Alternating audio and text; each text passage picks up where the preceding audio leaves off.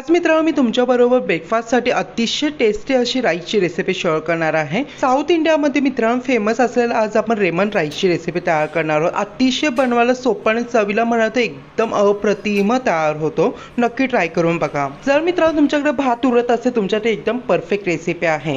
Lemon rice तयार करण्यासाठी छानपैकी मी इथे 4 कप इतकं उकडलेला भात घेतलेला आहे। जर तुमच्याकडे घरचा तांदूळ असेल तरीही चालेल, मी बासमती तांदूळ घेतलेला आहे। आता छानपैकी लेमन राईसची फोडणी तयार करण्यासाठी तेल ॲड करायचे, मोहरी ॲड करायची आहे, उडीद डाळ ॲड करायची आहे, हरभरा डाळ ॲड करायची प्रत्येकी 1 चमच, 7 से 8 कढीपत्त्याची पानं, अर्धा कप इतके शेंगदाणे आणि अगदी पाव चमच इतकं हिंग ॲड करायचे आणि छानपैकी ही फोडणी आता मिक्स करायची आहे। फोडणीमध्ये मित्रांनो तुम्ही इथे मिरच्या आवर्जून ॲड करा। माझ्या घरामध्ये मुलं खात नाही म्हणून मी इथे ॲड केलेले नाहीये। हे बघा शेंगदाणे 1 मिनिटानंतर छानपैकी तडतडले गेले आहेत। आता शेंगदाण्यामध्ये आपल्याला एक बारीक चिरलेला कांदा ॲड करायचा। छानपैकी कांदा गोल्डन ब्राऊन आता फ्राय करून घ्यायचा आहे। हे बघा मंडळी, हार्डली तुम्ही 2 मिनिटात तर पाहू शकता कांदा छानपैकी गोल्डन ब्राऊन झालेला आहे। आता कांद्यामध्ये आपल्याला 1 चमच हळदी पावडर आणि 1 चमच मीठ ॲड करून छानपैकी मिक्स आउट करून द्यायचं आहे। हे बघा इथे काय भरपूर काय मसाला ॲड करण्याची गरज नाही, फक्त हळदी पावडरनेच आपला लेमन राईस तयार होणार आहे।